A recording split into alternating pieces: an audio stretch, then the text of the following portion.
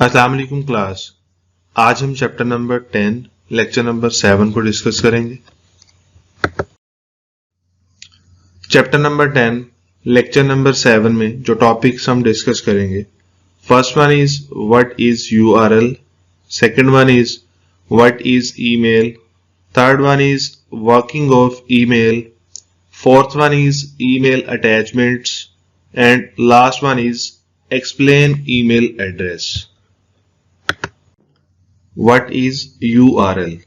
URL stand for Uniform Resource Locator. The URL is the web address for any given web document. किसी भी web document का एक URL address होता है, किसी भी वेबसाइट का एक URL एड्रेस होगा। इसी तरह किसी भी डॉक्यूमेंट को जब हम इंटरनेट पे स्टोर करते हैं तो उसका एक हमारे पास URL होता है। इसी तरह वीडियो लेक्चर्स जो सिलसिला आजकल हमारा कॉलेज यूट्यूब चैनल का चल रहा है, तो हर वीडियो का एक URL होता है, हर कंटेंट का एक URL होता है जो इंटरनेट के ऊपर अपलोड होता है या पब्लिश होता है। Every web document has a unique URL और हर वीडियो का, हर वेबसाइट का जो एड्रेस होगा या URL होगा वो डिफरेंट होगा, यूनिक होगा, सेम नहीं होगा। अ URL हैज सेवरल पार्ट्स। एक URL एड्रेस जो है उसके सेवरल पार्ट्स हैं। ये नीचे URL एड्रेस मेंशन है http www.google.com/services/index.html। अब इसके जो डिफरेंट पार्ट्स हैं इनको हम वन बाय वन डिस्कस करेंगे। First one is HTTP। इसका जो एब्रीविएशन है हमारे पास hypertext transfer protocol. It is the most common protocol that supports the exchange of information on the web. हम जो डाटा किसी भी वेबसाइट के ऊपर रीड आउट करते हैं, एक्सचेंज करते हैं, इंफॉर्मेशन गेन करते हैं, तो इसी प्रोटोकॉल के तहत हमारे पास डाटा रिप्रेजेंट होता है, ये इंफॉर्मेशन एक्सचेंज होती है, शेयर होती है। It is generally followed by a colon and 2 forward slashes.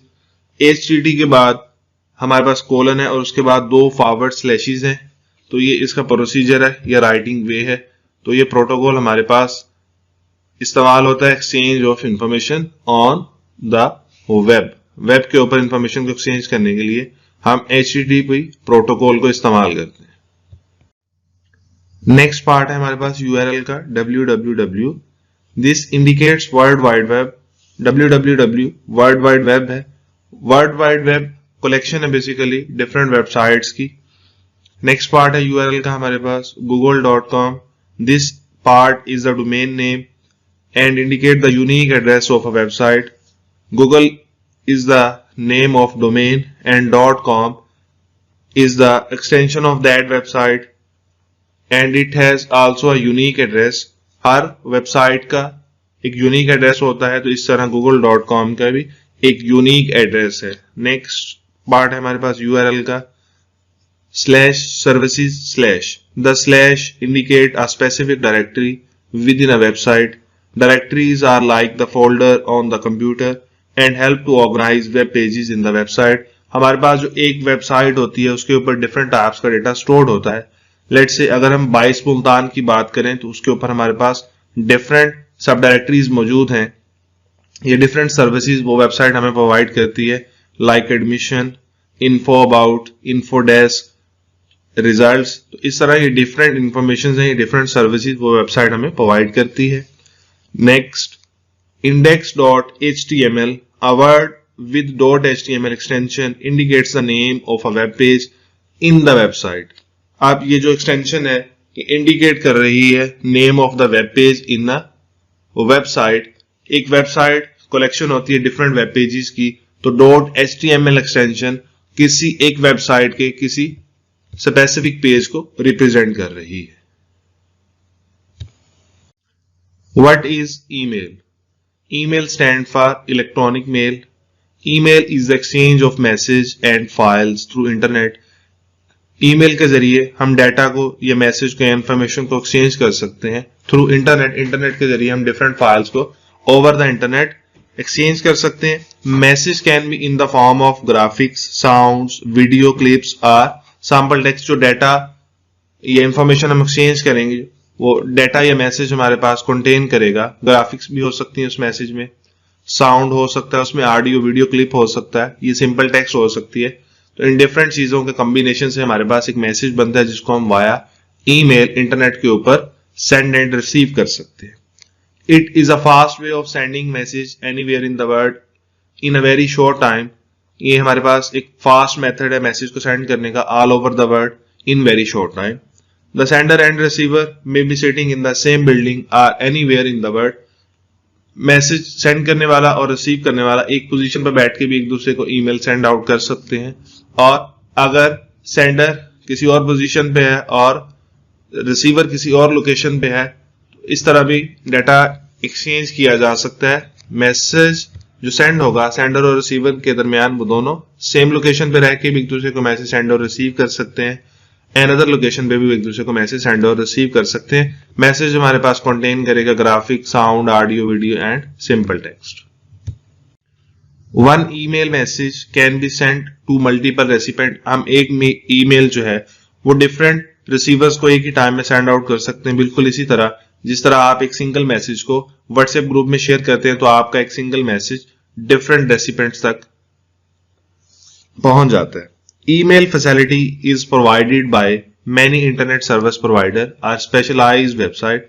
Email की फैसिलिटी हमें different ISPs internet service providers provide करते हैं, और डिफरेंट स्पेशलाइज्ड वेबसाइट्स हमें ये फैसिलिटी प्रोवाइड करती हैं। For example Yahoo, Hotmail, Gmail are some popular examples of email providing websites. ये वो वेबसाइट्स हैं जो हमें ईमेल सेंड और रिसीव करने की फैसिलिटी प्रोवाइड करती हैं।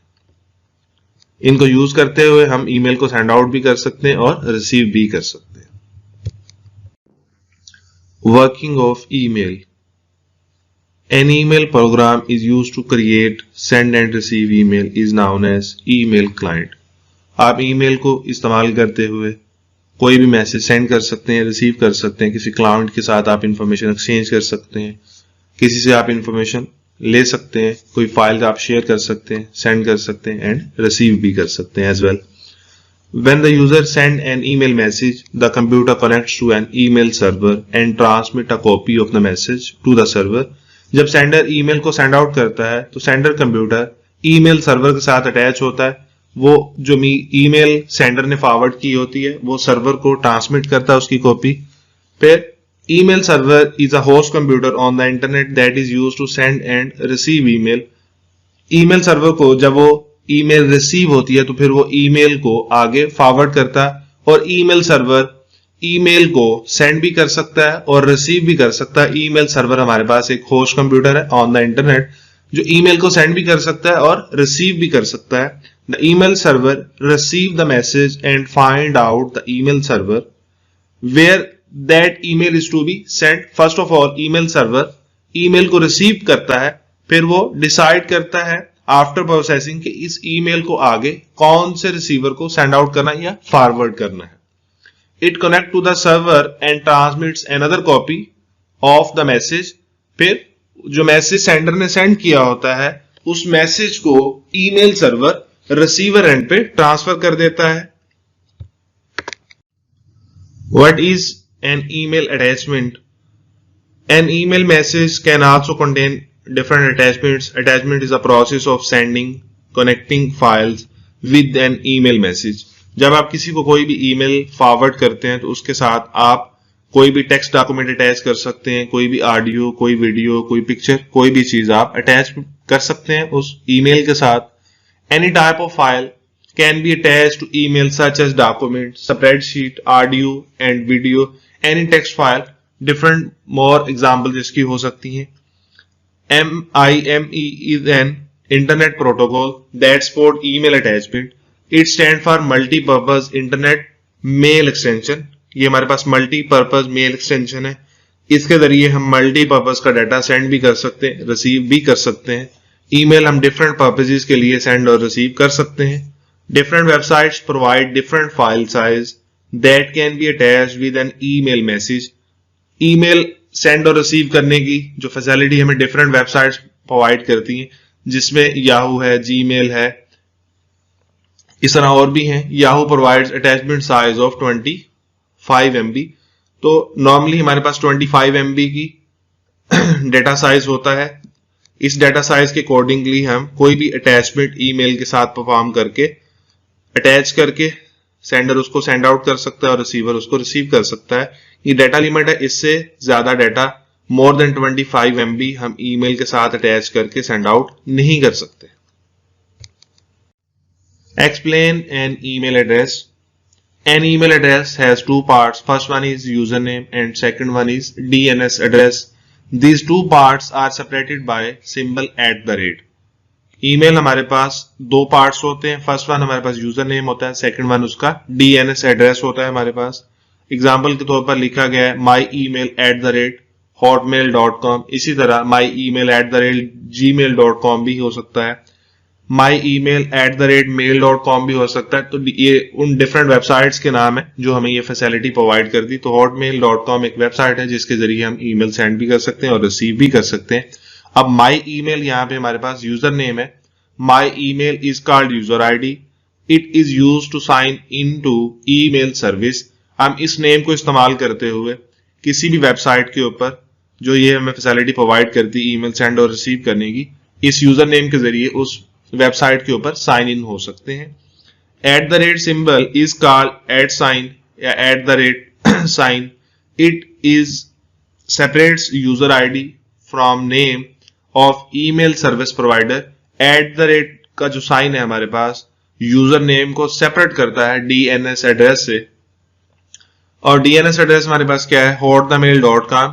ये हमारे पास एक DNS एड्रेस है, ये उस वेबसाइट का एड्रेस है जो हमें ये फैसिलिटी प्रोवाइड करती है। तो ईमेल एड्रेस के हमारे पास दो पार्ट हैं। First one is user name, second one is DNS address. तो यूजर नेम को इस्तेमाल करते हैं हम साइन इन करने के लिए, और DNS एड्रेस होगा जिस वेबसाइट से हम इस फैसिलिटी को इस्तेमाल करेंगे या जो सी वेबसाइट्स हमें ये फैसिलिटी प्रोवाइड करती हैं। अब यहाँ पे हमारे पास DNS एड्रेस है hotmail.com, gmail.com भी हो सकता है, yahoomail.com भी हो सकता है। तो इस तरह ये डिफरेंट एग्जांपल्स हो सकती हैं डिफरेंट वेबसाइट्स नेम की जो हमें ये फैसिलिटी प्रोवाइड करती हैं। वाया इंटरनेट हम ईमेल सेंड एंड रिसीव कर सकते हैं। और इसमें हमने एक चीज और भी डिस्कस की, डिफरेंट वेबसाइट्स हमें डिफरेंट साइज ऑफ अटैचमेंट्स की फैसिलिटी प्रोवाइड करती हैं। तो उसमें हमने डिस्कस किया yahoomail.com हमें 25 MB तक डाटा की अटैचमेंट की फैसिलिटी प्रोवाइड करती। तो वाया ईमेल हम अपनी इंफॉर्मेशन को एक्सचेंज कर सकते हैं ऑल ओवर द वर्ल्ड। उसके साथ हम डाटा डिफरेंट टाइप्स का हम डाटा अटैच करके डिफरेंट फॉर्म्स में हम ईमेल सेंड कर सकते हैं, रिसीव कर सकते हैं, और ईमेल को हम डिफरेंट पर्पसेस के लिए इस्तेमाल कर सकते हैं। It's end of lecture. Dear students, by the grace of Allah Almighty, we will meet in the next online lecture soon, inshallah. Lecture soon, inshallah.